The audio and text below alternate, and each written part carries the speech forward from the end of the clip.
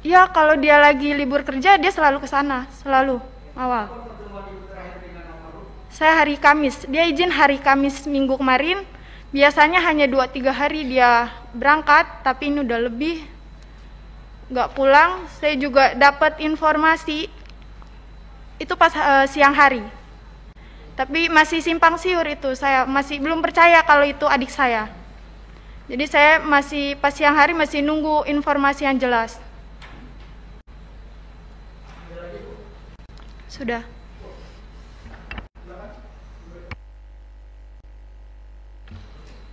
Iya Pak. Kebetulan saya ketemu terakhir dengan adik saya tuh Kamis malam Jumat. Di sana tuh tumben sekali, itu memang beda.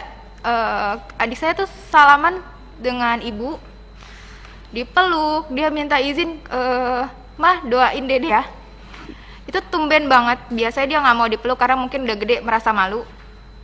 Dan akhirnya, oh ya udah, mau kemana? Mau ngawal Habib ke Megamendung.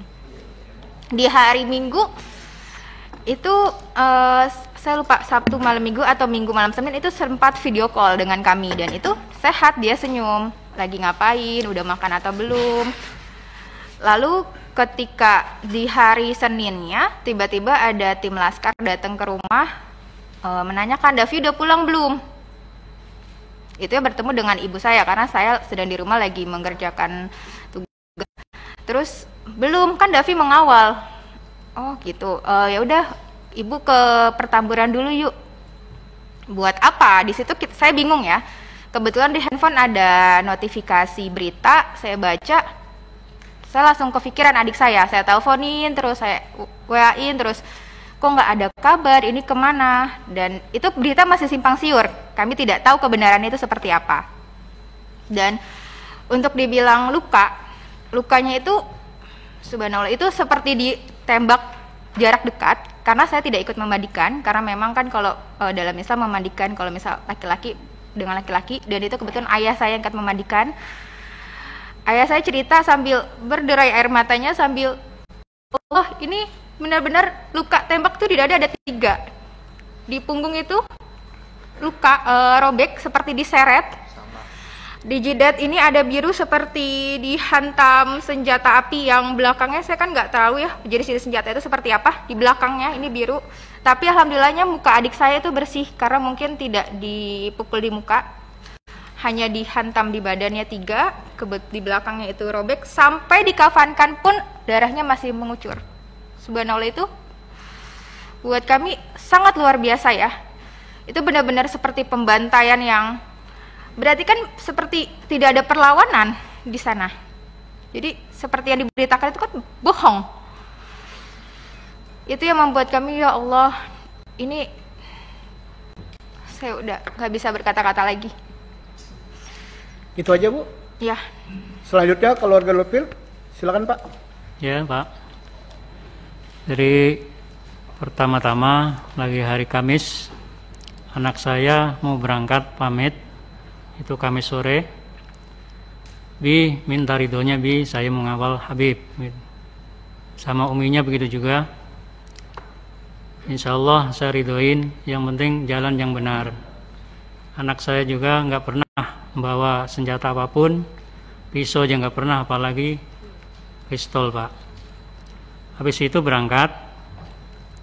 Lalu hari Minggu siang jam 14.00 saya chattingan, jawabannya alhamdulillah saya sehat, saya belum bisa pulang Bi, kurang tahu kapan pulangnya. Habis itu saya nggak berhubungan lagi Pak.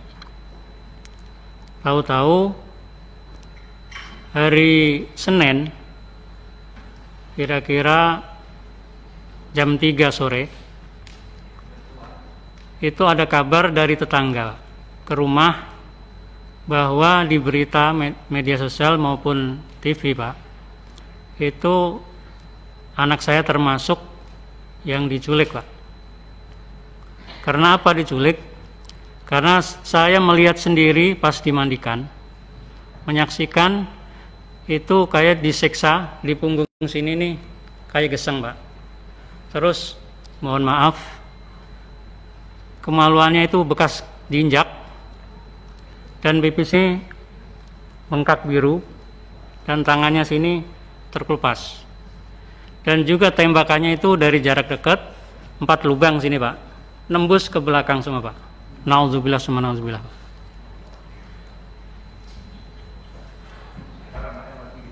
Jadi kulitnya juga yang di belakang sama yang sini itu agak terkelupas, Pak. Agak lebar jadinya. Yang saya ketahui itu mandiin Bang si Aziz. Ya nanti. Jadi menjawab pertanyaan tadi itu cukup. Seperti Oke. itu kejadiannya. Selanjutnya kiri saya, siapa yang mau bertanya, Pak Adang? Atau siapa? Wah, itu sisi kanan saya. Oke. Kalau PKS satu aja, Pak. Ya, kalau Bapak bertanya, Santoso. Oke, silakan Pak Santoso. Terima kasih. Assalamualaikum warahmatullahi wabarakatuh. Pimpinan dan anggota Komisi 3 yang saya hormati, Bapak-bapak, keluarga korban tragedi Tol Cikampek.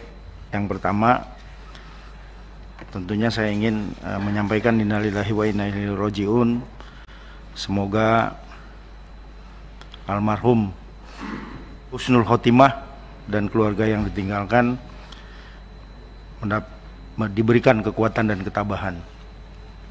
Bapak Ibu yang saya hormati, tanggal 10 ini bertepatan dengan Hari Hak Asasi Manusia di sedunia, di mana sebelum jatuh pada tanggal 10 ini telah terjadi tragedi di Indonesia yang kita semua tahu sangat menyayat hati.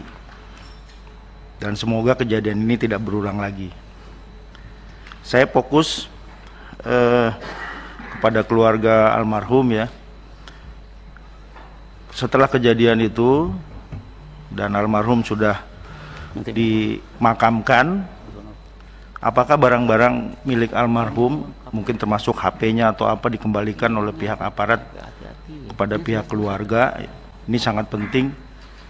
Mungkin nanti bisa menjadi pembuktian pada saat proses-proses ini berjalan gitu. Kemudian yang berikutnya,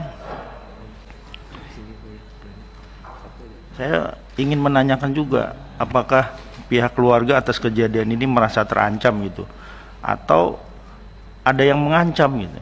Karena menurut saya penting juga gitu. Karena jangan sampai keluarga Bapak Ibu sudah menjadi korban, tapi Ibu juga terancam, terintimidasi atas musibah ini, sehingga Bapak Ibu tidak bisa menceritakan, tidak bisa menjelaskan apa-apa yang menjadi korban ya dari pihak keluarga Ibu. Saya kira itu pimpinan dari saya, terima kasih. Pertanyaan Saudara Santoso. Yang pertama, apakah ada barang almarhum baik Reza, Andi, Lufi, ya, Kadafi itu pada saat jenazah diserahkan, itu ada yang diserahkan HP atau yang lain? Itu pertanyaannya. Yang kedua, ya, apakah ada ancaman-ancaman terhadap keluarga korban? Ya, agar tidak bersaksi atau tidak ini, tidak menuntut dan macam-macam, ada nggak itu? Itu kan so. Oke, silakan mulai orang tua Pak Lufil, almarhum Lufil. Ya, terima kasih. Sampaikan bahwasanya barang-barangnya itu KTP pun nggak ada, KTP pun nggak ada, apalagi HP atau tasnya. Biasa itu anak saya bawa tas yang kecil itu buat HP dan lain-lainnya. Jadi KTP pun enggak, atau pakaian juga enggak. Yang keduanya, tadi ada ancaman dan macam-macam, Pak? Saya cuma curiga, kecurigaan saya sendiri, jadi kayak terancam. Jadi banyak wartawan yang tidak jelas gitu. atau orang yang tidak jelas mau menanya yang macam-macam gitu. Tapi insya Allah saya berteguh bahwa saya nggak akan menjawab di situ walaupun ada ancaman apapun. Itu terima kasih. Itu saya. Oke, silakan. Yang mewakili almarhum Qaddafi, silakan.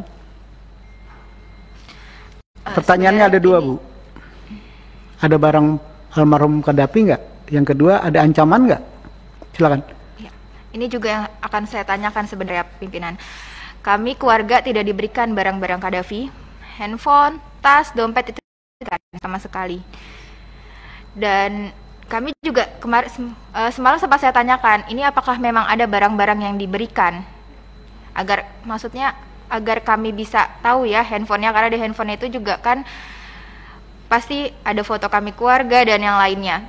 Lalu untuk ancaman, untuk sampai saat ini alhamdulillah memang tidak ada. Namun sama seperti yang diinformasikan Bapak Lutfi, kami merasa resah karena ketika ada kemarin pada saat di hari Senin, kami kan sekeluarga di Pertamburan semua, itu banyak orang yang datang bilang dari A, B, C untuk menanyakan, sekadar menanyakan, melihat-lihat di sekitar rumah.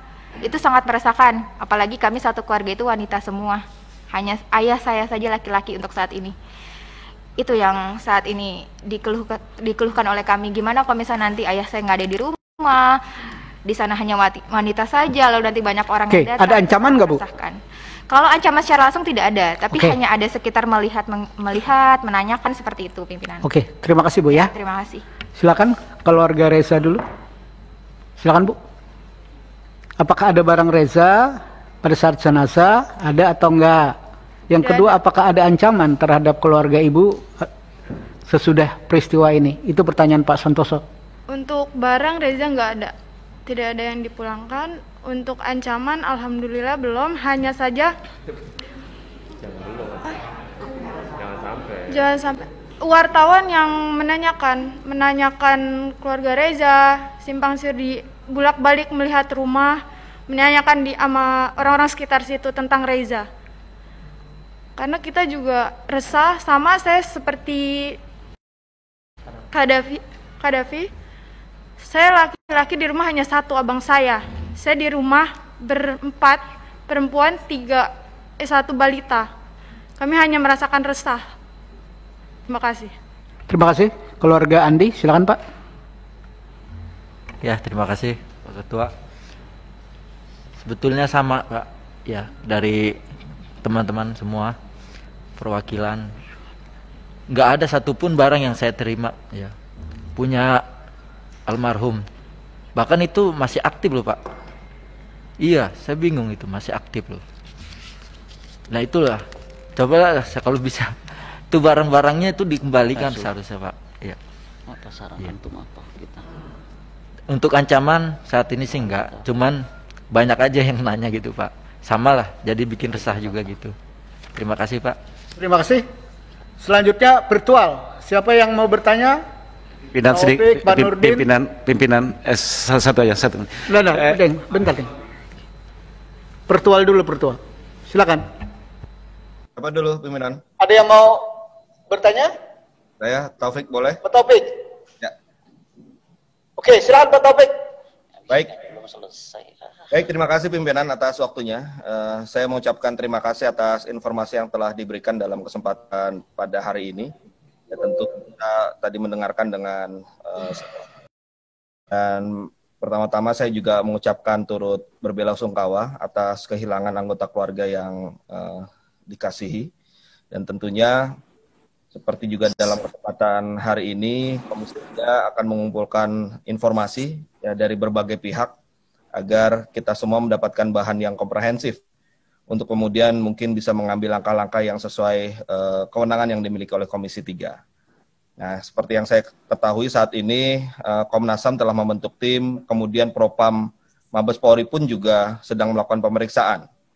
Oleh karena itu penting bagi kita semua untuk mendapatkan hasil berupa misalnya informasi mengenai peluru yang digunakan, jarak tembaknya, yang tentunya harus berdasarkan uji balistik. Kemudian kondisi jenazah yang kita harus ketahui dengan hasil dari otopsi ya, yang gunanya mungkin kita bisa melihat arah tembakannya seperti apa, jaraknya seberapa jauh, dan analisis terhadap kondisi penembakannya yang terjadi itu gambarannya seperti apa, tentu didasarkan pada... Sebentar Pak Taufik, rapat kita Pak nanti Pak. Ya, oke. Rapat komisi Pak, tidak perlu disampaikan, ini kita mengelaborasi kira-kira apa yang berkaitan dengan almarhum tersebut. Baik. Menguliahi keluarga yang lagi juga karena musibah. Langsung saja Pak. Pimpinan. Jadi karena itu titik tekan saya adalah pada soal informasi. Nah, pertanyaan saya adalah apakah dari keluarga korban sudah ada penjelasan khusus yang diberikan oleh kepolisian? Mungkin ada perwakilan dari kepolisian yang datang pada keluarga korban untuk menerangkan beberapa hal secara langsung, atau kalaupun belum ada, mungkin karena kondisinya masih tegang seperti ini atau masih terlalu dekat waktunya, saya juga menyarankan pada keluarga korban, mungkin juga dengan tim pendamping, di sini ada Bang Ahmad Midan dan kawan-kawan ya, untuk bisa membuka komunikasi juga dengan Propam Mabes Polri ya, untuk menanyakan hal-hal yang tadi sempat ditanyakan, bagaimana dengan barang-barang yang ada dimiliki oleh korban, kemudian apa saja tindak lanjut nanti dari Propam. Menurut saya komunikasi seperti ini pun juga tidak ada salahnya untuk dibuka antara keluarga korban dengan pihak Propam Mabes Polri. Demikian pimpinan, terima kasih. Terima kasih Pak Taufik. Ada Taufik ya, yang berkaitan dengan korban. Sudah ada penjelasan nggak secara detail terhadap Reza, ya, terhadap Andi, terhadap Profil, ya, terhadap Kedafi, atau cuma jenazah saja yang diserahkan tanpa ada lampiran keterangan?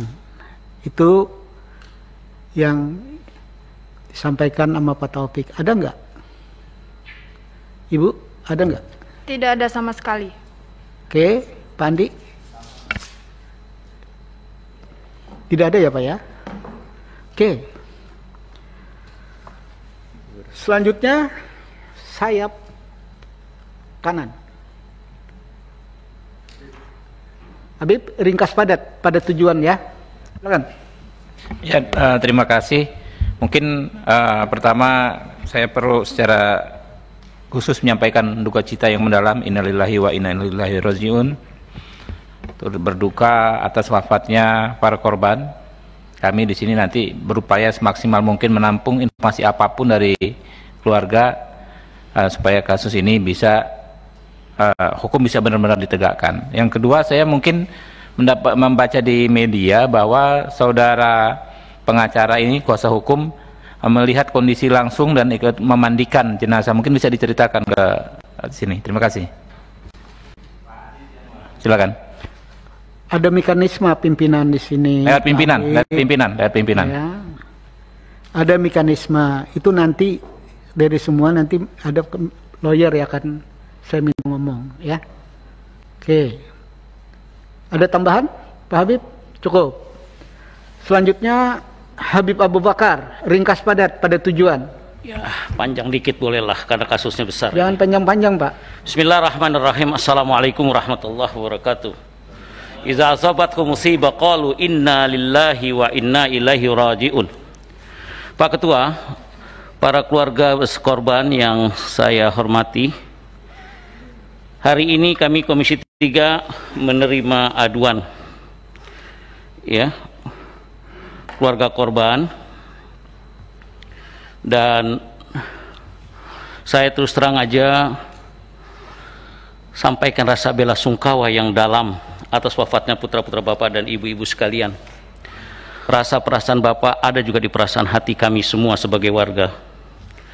Terus terang sampai saat ini Ketua, rasanya seharusnya tidak perlu terjadi peristiwa seperti ini Ketua ya. Apa memang harus berujung dengan hilangnya nyawa 6 orang? Tentunya ini harga yang sangat mahal. Padahal selama ini Kapolri selalu menyampaikan bahwa Polri menganut asas halus populi suprema leg esto. Maaf Pak Habib, ini keluarga korban nggak usah dijelaskan ini. Ya sudah, saya sampaikan aja Ketua, itu atau keselamatan rakyat adalah hukum tertinggi. Saya juga menyampaikan terima kasih pada bapak-bapak dan ibu-ibu sekalian atas kehadirannya di Komisi 3 ini. Kehadiran bapak-bapak dan ibu-ibu sekalian ini menunjukkan ya 3 hal. Pertama, di tengah kesedihan yang sangat mendalam, bapak-bapak, ibu-ibu sekalian tidak gelap mata, tidak main hakim sendiri. Kedua, bapak-bapak dan ibu juga menghormati dan menggunakan jalur yuridis yang ada. Ya, salah satunya mengadu ke Komisi 3 ini. Dan itu konstitusional, diatur dalam undang-undang. Ketiga, ini menunjukkan kepercayaan bapak-bapak dan ibu-ibu kepada kami di Komisi 3. Ketika masyarakat masih mendatangi kami untuk mengadukan masalahnya, ini berarti kami merasa Komisi 3 masih dipercaya oleh rakyat. Karenanya kami tidak akan menyia-nyiakan kepercayaan ini, Ketua. Insya Allah apa yang disampaikan nanti akan diteruskan sesuai dengan mekanisme dan prosedur yang berlaku. Jika kemarin menguat banyak sekali tuntutan dari ormas, tokoh masyarakat, anggota DPR dan lain yang sebagainya yang meminta dibuat tim gabungan pencari fakta, nanti kami coba musyawarahkan dengan para anggota bagaimana mekanisme dan bagaimana aturannya. Oleh karena itu pada keluarga saya mohon sabar ya untuk kami berkoordinasi dan bekerja, dan Komisi 3 membidangi hukum HAM ini dan keamanan insya Allah akan bekerja secara maksimal. Selanjutnya pertanyaan saya dengar juga seperti yang Habib tadi menceritakan, pengacara Yanuar Aziz Yanuar ya.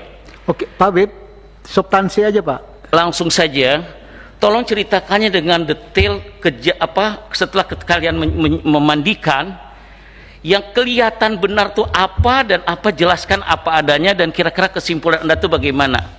Terus selanjutnya kepada keluarga setelah kejadian, apa yang didengar dari pihak Polri kepada keluarga masing-masing. Wallahu a'lam bishawab. Terima kasih Ketua. Assalamualaikum warahmatullahi wabarakatuh. Oke, pertanyaan Habib mirip dengan pertanyaan Pak Santoso. Ya. Nanti lawyer akan menjelaskan semua. Di akhir ya Pak ya. Oke. Golkar.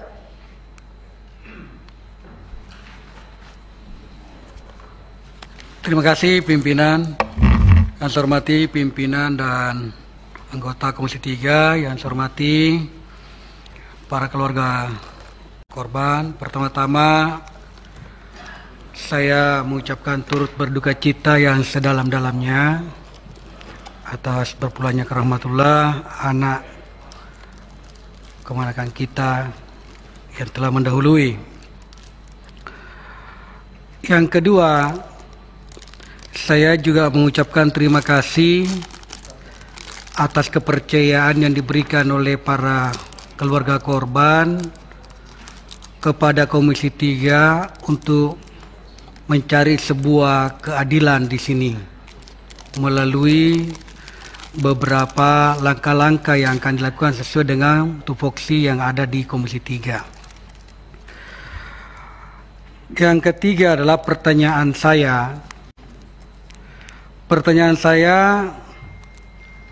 Apakah di antara keluarga yang hadir atau pengacara yang hadir pada hari ini, adakah yang ikut dalam rombongan sehingga bisa menceritakan kepada kami secara langsung? Itu yang pertama pertanyaan saya. Adakah yang hadir di sini? Yang hadir ya, yang hadir, supaya bisa menceritakan peristiwa kejadian yang sebenarnya pada saat kejadian. Itu pertanyaan saya. Yang kedua pertanyaan saya adalah, kalau memang tidak kakaknya, saudaranya yang tidak menyaksikan langsung, sudah pernahkah ada komunikasi kepada yang hadir langsung di TKP, yang menyaksikan, yang mendengarkan kejadian itu? Apakah sudah mendengarkan langsung dari yang ada di TKP pada saat itu, supaya kita bisa mendapatkan kira-kira penjelasan yang benar-benar faktual. Itu yang harapan kita. Saya kira hanya 2 pertanyaan saya, Pak Ketua. Terima kasih. Assalamualaikum warahmatullahi wabarakatuh. Terima kasih. Silakan dari keluarga Lupil dulu. Pertanyaan Pak Supriyansa dari Golkar. Iya, terima kasih Pak Ketua.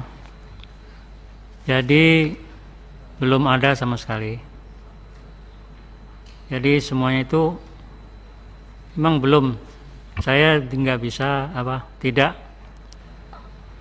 berhubungan sama orang yang menyaksikan. Saya tidak berhubungan. Karena mungkin masalah medsos saya kurang tahu Pak gitu. Jadi itu aja, terima kasih. Oke, silakan Bu. Kami juga sama ya pimpinan, kami juga belum berhubungan secara langsung dengan saksi mata. Tolong yang dekat dengan mic-nya Bu agar kawan-kawan wartawan mendengarnya. Kami juga sama, kami belum berhubungan secara langsung dengan saksi mata. Itu, makasih. Oke, silakan Pak. Ya, kemarin saya cuma dapat secara langsung pemberitahuan cerita ya, langsung di situ. Tapi cerita ini kan, kejadian ini memang keluarga, ngiringin keluarga pengajian, bukan ngiringin kemana-mana, keluarga, sekeluarga isinya, ya kan? Kejadian itu aja, kenapa bisa terjadi seperti ini gitu. Dan kalau untuk saya nanya ke langsung yang artinya temennya korban, saya belum dapat langsung ya. Saya hanya dapat dari cerita dari kemarin saya mengikuti proses pemakaman di Megamendung ya, itu aja. Terima kasih. Terima kasih. Ibu? Sama, saya juga belum bertemu. Pak Arsul?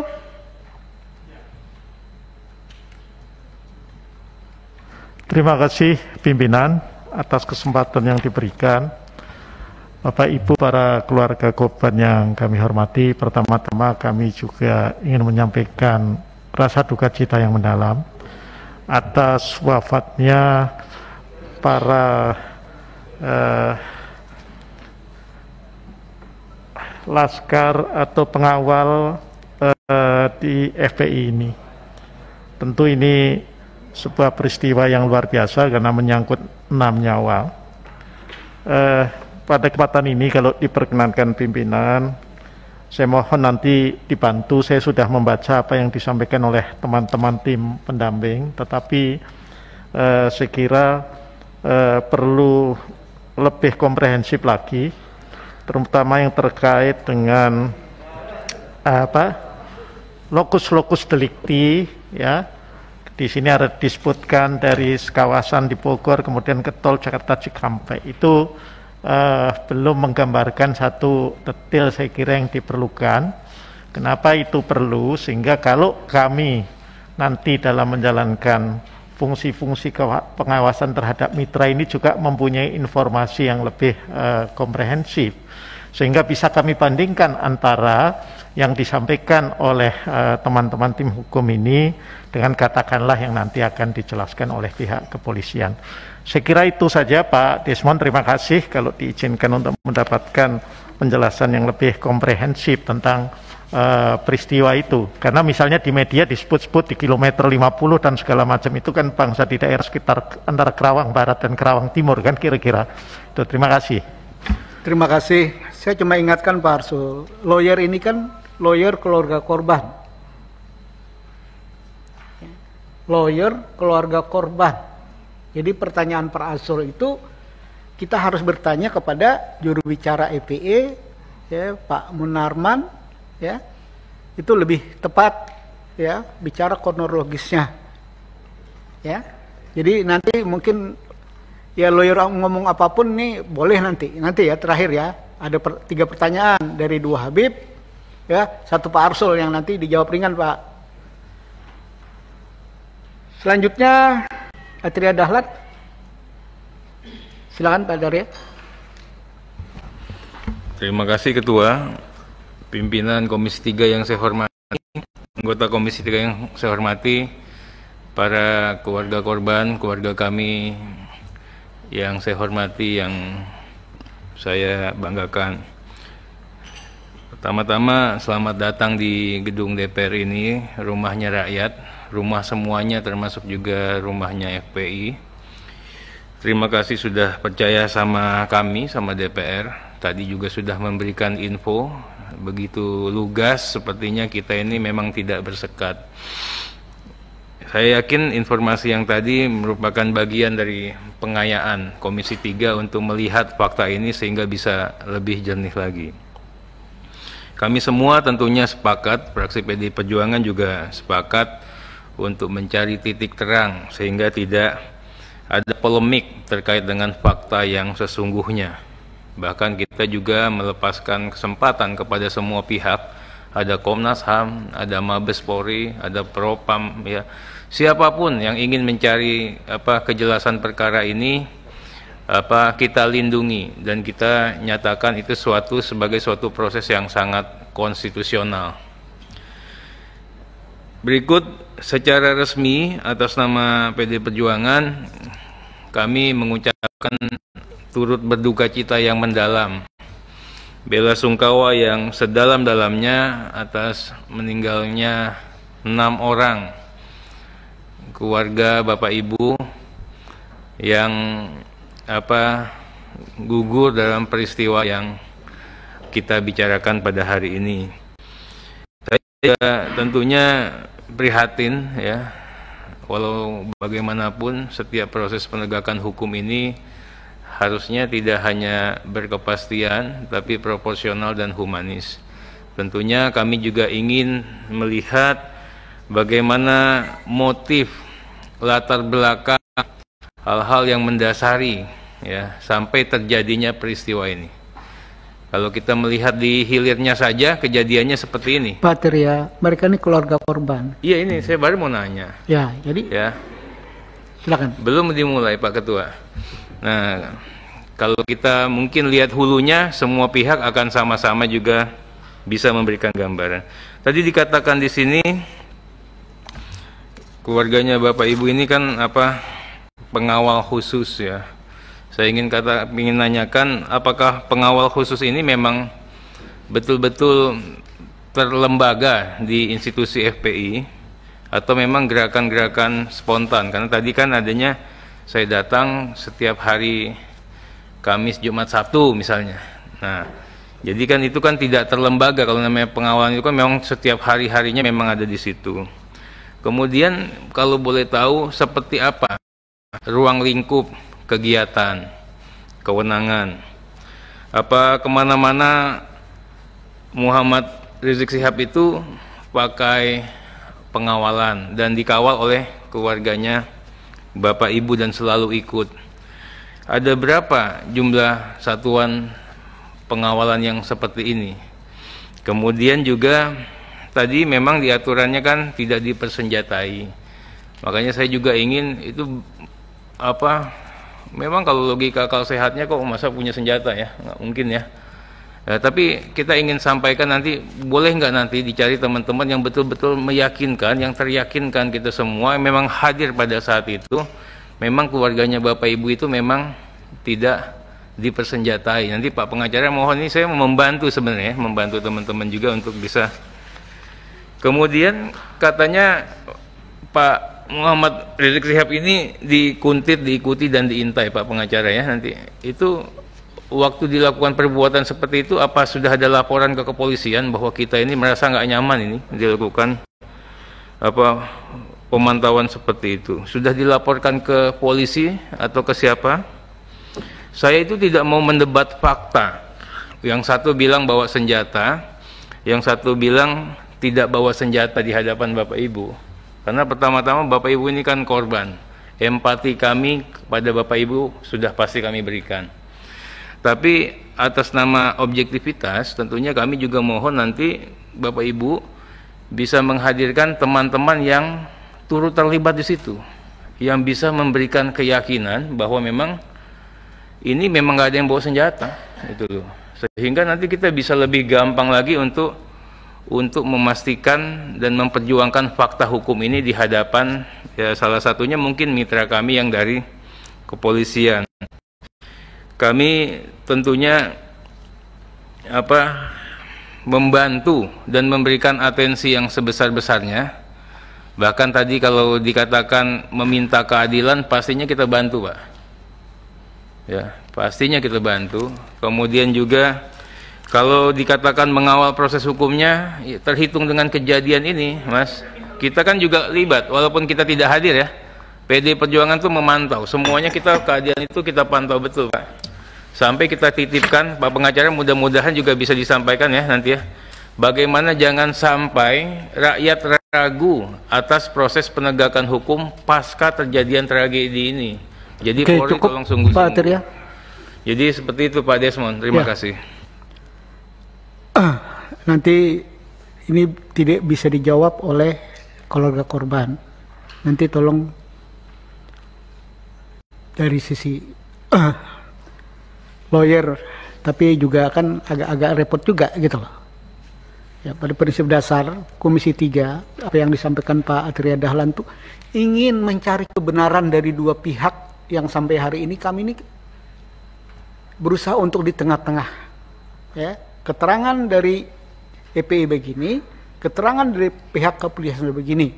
Sekarang kita mendengar keluarga korban. Maka tentunya ya, rapat kita hari ini adalah kita mendengar kapasitas keluarga korban. Mungkin ada hal-hal yang diketahui seperti yang dipaparkan Pak Atria Dahlan. Itu yang sangat kami perlukan. Hal-hal dalam rangka ya, Bapak minta bantuan, kami juga minta bantuan agar fakta yang sebenarnya itu yang mana. Ya, agar Komisi 3 jelas arah tujuannya. Ini ada ketidakadilan. Tapi ada informasi yang hari ini simpang siur. Untuk proses ini Komisi 3 adalah membutirin satu-satu. Ya. Informasi itu mana sebenarnya fakta sebenarnya. Ya. Walaupun secara vulgar kalau kita bicara tentang extraordinary seperti yang dipaparkan tadi ada benarnya. Tapi harus ada pembuktian-pembuktian mendukung lain. Di luar pengadilan, benar. Tapi ada hal-hal yang harus kita. Kenapa? Karena kita menjaga semuanya. Oke.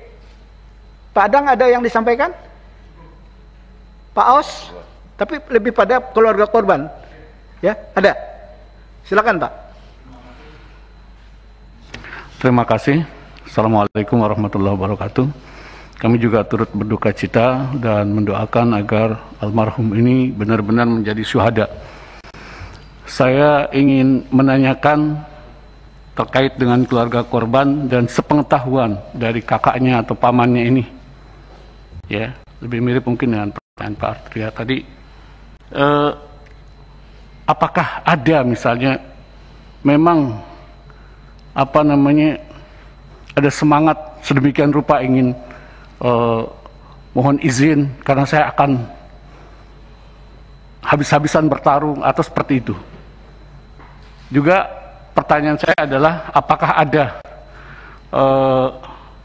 pernah mengetahui gitu, berapa lama mereka menjadi pengawal dari Imam Besar Habib Rizik Syihab, berapa lama apakah mereka dilatih khusus untuk itu atau bagaimana? Ini perlu kejelasan kami sehingga clear kalau ada sebutan ini itu, meskipun di dalam Undang-Undang Dasar 1945 udah lewat Pak, jangan dijelaskan. Kita sudah tahu semua bahwa itu adalah hak untuk mendapatkan perlindungan, itu memungkinkan. Oke, cukup ya, Pak Os. Cukup begitu. Ada dua pertanyaan. Pertarung habisan-habisan itu maksudnya apa? Bingung nih kalau udah korban. Ya begini, biasanya ada semangat seperti itu. Bertarung sama siapa? Ya.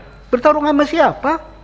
Ya barangkali karena keinginan untuk pembelaan, karena ada gambaran bahwa Habib Rizik Syihab itu mendapat ancaman yang luar biasa. Karena itu apakah memang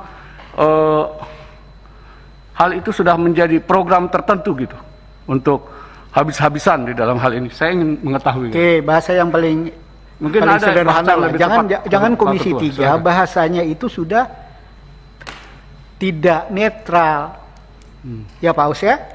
Ya ini bukan komisi lucu-lucuan sama komisi lain. Ya. Bahasanya itu jangan bicara mengungkit yang sesuatu yang belum jelas. Saya tegur ini sebagai pimpinan.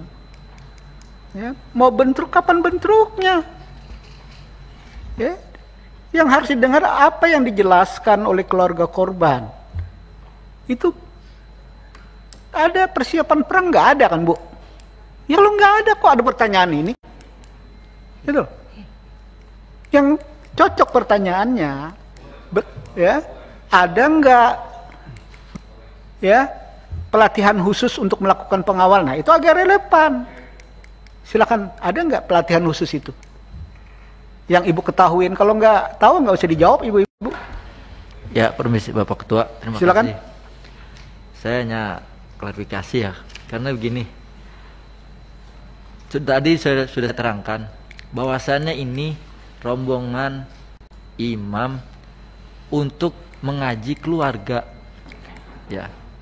Datang di perjalanan jam 10 itu untuk rombongan keluarga diiringin dua mobil laskar depan, 2 di belakang. Kan seperti itu. Ya, mungkin udah pada tahu. Jadi ini bukannya perang. Bukannya perang. Ya, kalau perang semua bawa senjata, Pak. Ya. Gitu. Yang kedua tadi untuk mengetahui laskar pasukan khusus ya, saya kan itu nggak ke situ ya, nggak tahu ya. Nggak tahu apakah khusus apa. Mungkin khusus itu maksudnya khusus pada saat itu yang ditugaskan oleh imam. Gitu. Ya. Gitu, Pak. Dan masalah pistol ya. Sekarang begini Pak logikanya. Pistol kayaknya udah tahu harganya berapa pistol mungkin ya. Laskar ini, pejuang-pejuang Islam ini sukarela Pak, dengan hati nurani. Mau beli baju aja pakai nyicil. Maaf ya Pak ya. Sekarang gimana bisa ada punya senjata seperti itu? Iya. Pak, seperti itu. Saya juga Terima ingatkan. kasih. Gini loh Pak. Kalau ini laskar kan tentara. Jadi bingung juga saya. Laskar ini tentara untuk perang juga, perang sama siapa? Ini loh, saya juga jadi bingung. Gitu loh. Kalau ini laskar, ini kan perang, juga nggak benar ini. Ya, saya sebagai pimpinan Komisi 3 melihat hal-hal kayak gini jadi kayak negara ini dalam keadaan perang semua. Jadi kalau udah laskar-laskaran ini sama saja. Zaman kita laskar pra-revolusi. Kakek saya juga komandan laskar. Untuk ini. Tapi tujuannya kemerdekaan. Nah, laskar sekarang tujuannya apa? Mau mendirikan negara Islam. Itu melawan konstitusi. Hal-hal kayak gini menurut saya, ya, harus hati-hati, ya. Jangan sampai Indonesia yang sudah damai di tengah problemnya yang sangat banyak, kok berantuk sama kita. Memang kita mau bubarkan negara ini? Kan tidak. Yang saya pahami, Habib tidak mau bubarkan agama kan, gitu loh. Jadi kita hati-hati ya sebagai anak bangsa. Jangan diantara kita kesannya mau perang-perangan. Ya kalau perang-perangan, ya kita-kita juga yang jadi lucu. Agak keluar konteks saya, karena ini bicara tentang berbangsa. Masa kita rusak yang udah kita bangun, karena kepentingan-kepentingan politik kan lucu, Pak. Sudah saatnya kita cooling down untuk menghadapi persoalan COVID, yang kapan selesainya tidak jelas. Bangsa ini untuk bertahan aja udah bagus gitu loh. Oke, ada yang mau disampaikan yang berkaitan dengan pertanyaan ini? Ketua, izin Ketua. Silakan. Dimyati Ketua. Saya turut berduka cita kepada Ibu Bapak sekalian yang kepada keluarga almarhum syuhada. Saya hanya menanyakan, ini kan ada aspirasi. Ada nggak dokumen tambahan? Mungkin teman-teman udah ada yang nanyakan mungkin ya. Ada nggak dokumen tambahan foto atau video terkait jenazah itu? Demikian, makasih Ketua. Terima kasih Pak Demiati. Yang mana mungkin mereka keluarga korban yang tidak terlibat apa-apa, mereka ini menyampaikan tentang problem keluarga mereka, keluh kesah mereka, minta keadilan atas peristiwa ini yang saya tangkap. Betul nggak Bapak Ibu-Ibu? Gitu loh. Dokumen apa? Mereka ini bukan lawyer, bukan bagian dari katanya mandi yang dibilang tadi. Anak-anak mereka, saudara mereka adalah dapat giliran tugas untuk mengawal Habib dalam proses pengajian. Kan Bapak begitu bilangnya. Ketua, izin Ketua. Kan memandikan tadi tahu lah lukanya. Oh itu nanti lawyer Pak. Ada fotonya nggak itu? Makasih Ketua. Itu lawyer Pak. Nanti kita kasih ruang. Karena salah satu lawyer ada memandikan, ceritakan itu aja nanti Pak ya.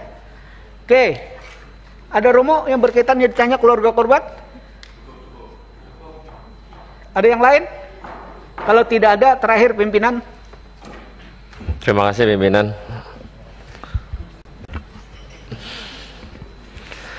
Yang pertama, untuk para keluarga korban, saya turut berduka cita yang dalam. Saya tidak banyak, cuman tadi saya koreksi tentang bahasa pembantaian yang tadi keluarga korban sampaikan, karena sampai hari ini, sampai detik ini, polisi belum menyampaikan secara lugas tentang kejadian di jalan tol. Bapak Ibu perlu bersedih benar bila mana pun terjadi dengan keluarga saya demikian. Tapi karena ini adalah negara hukum, maka kita ikuti proses hukum yang dilakukan oleh kepolisian. Bapak datang ke Komisi 3 memberikan aspirasi luar biasa, kami bangga. Tapi kami belum bisa memberikan keputusan apapun. Tapi kita akan memberikan keputusan setelah polisi memberikan lembaran transparansi apa yang telah dilakukan pada malam penembakan tersebut. Pertanyaan saya,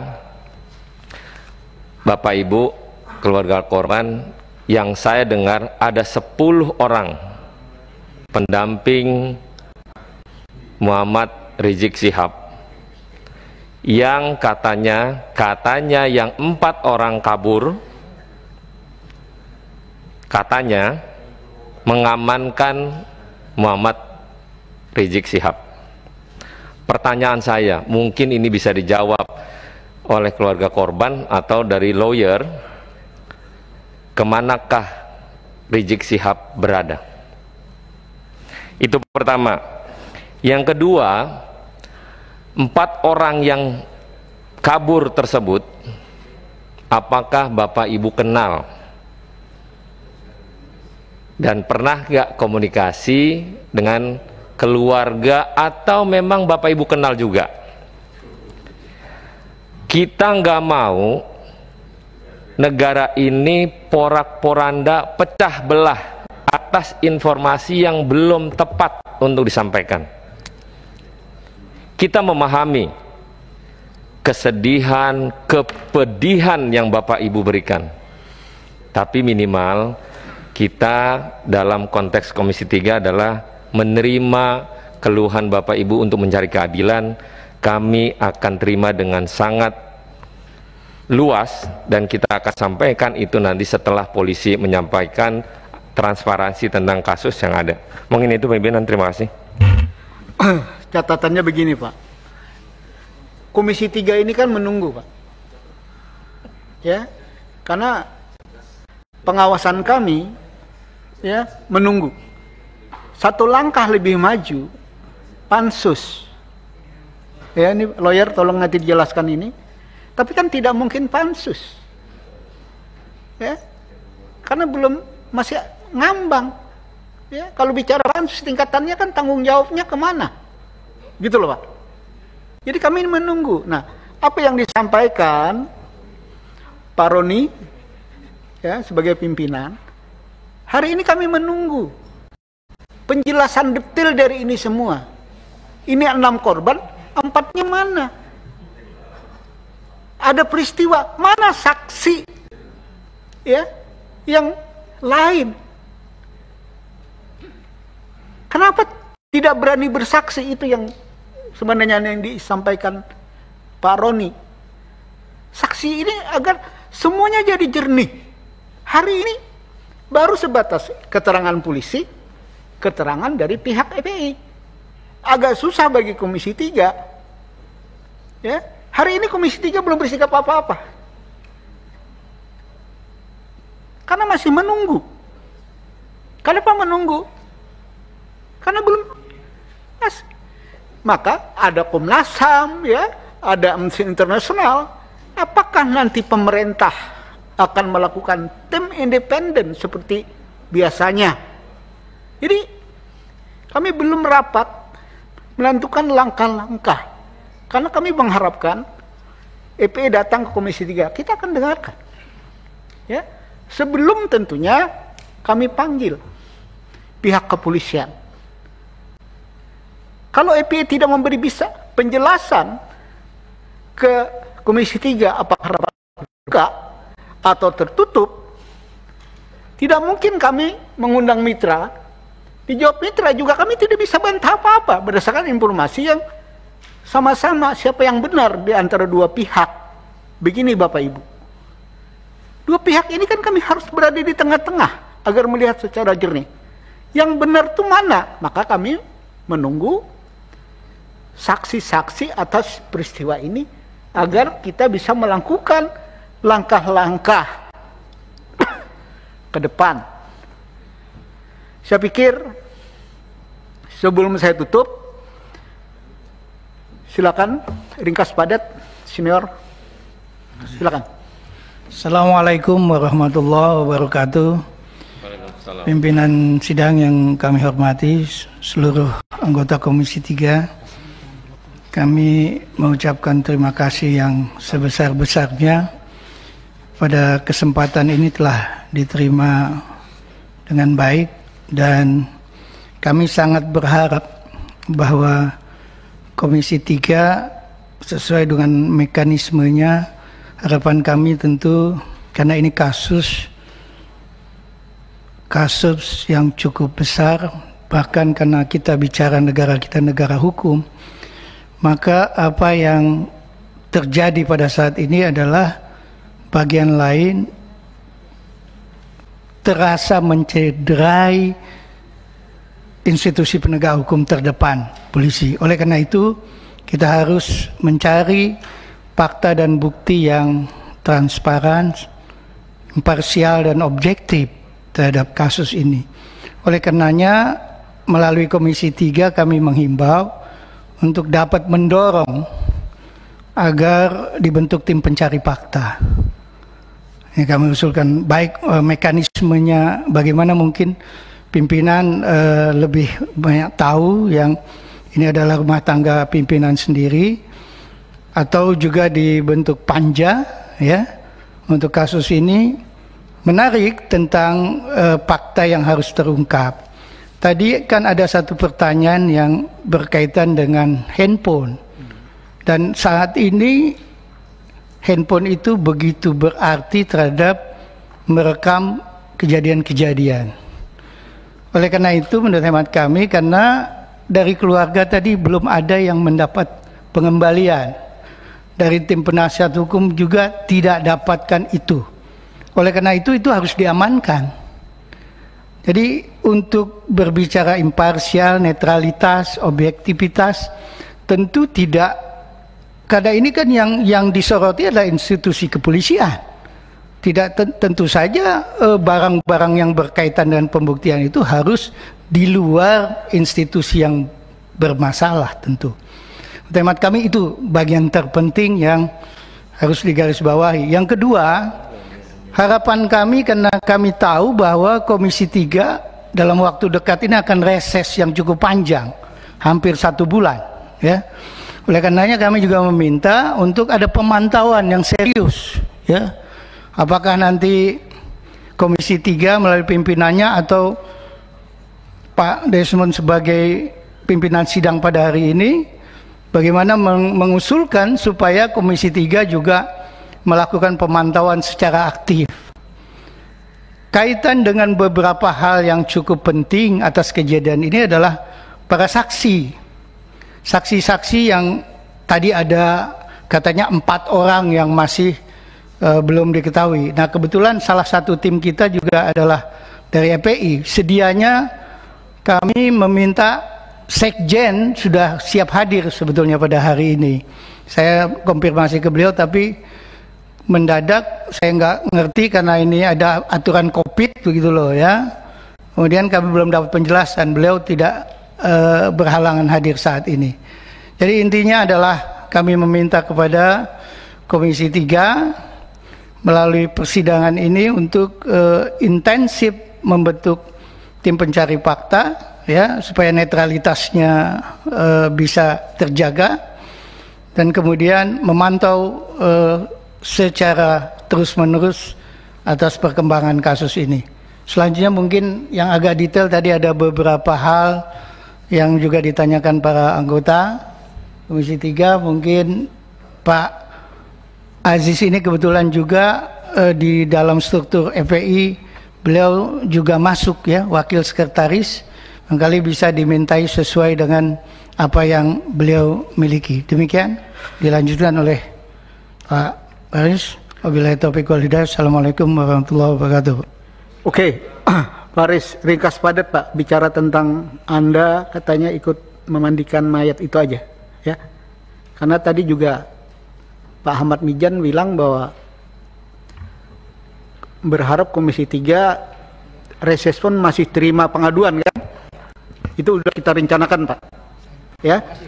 Jadi untuk EPE mengadu dengan catatan detail termasuk bahwa saksi-saksi ya atas peristiwa ini kalau benar ada 4 orang atau lebih daripada itu, kita akan selalu buka. Nanti kita akan rapatkan ya, apakah panja, apakah tim saja selama reses, bahwa Komisi 3 reses minta izin pimpinan DPR untuk kita boleh terima pengaduan.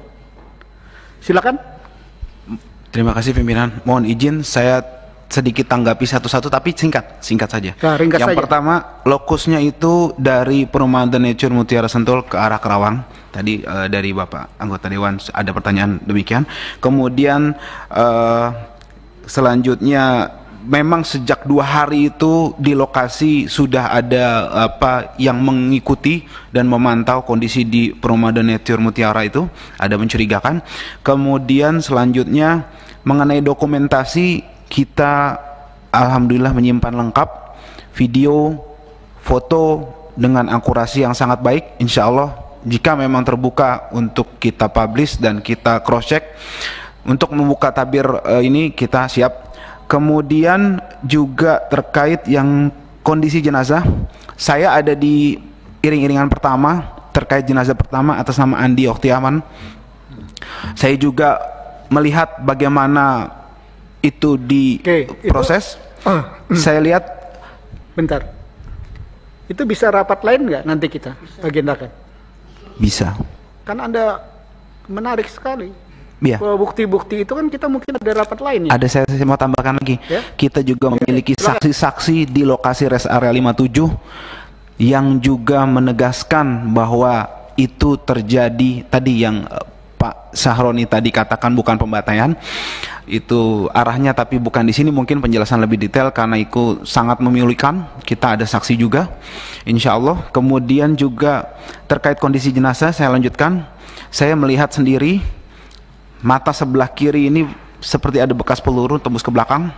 Kemudian ketika dimandikan kondisinya hampir semua tubuh badan ini ada bekas lubang peluru tembus ke belakang. Ada satu juga di kepala belakang telinga tembus ke sini, artinya dia dari samping.